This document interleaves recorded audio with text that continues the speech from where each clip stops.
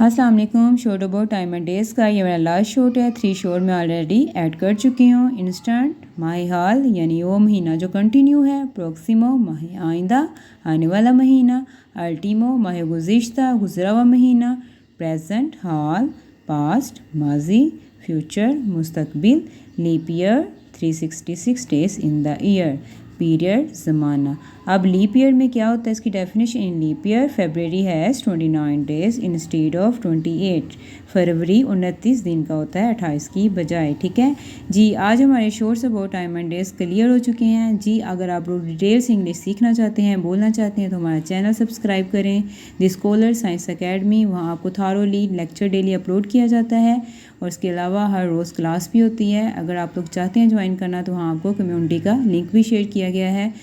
और अगर आप लोगों को ये वीडियो अच्छी लगती है तो आप लोग लाइक, सब्सक्राइब और शेयर ज़रूर करें। अल्लाह हाफ़िज़।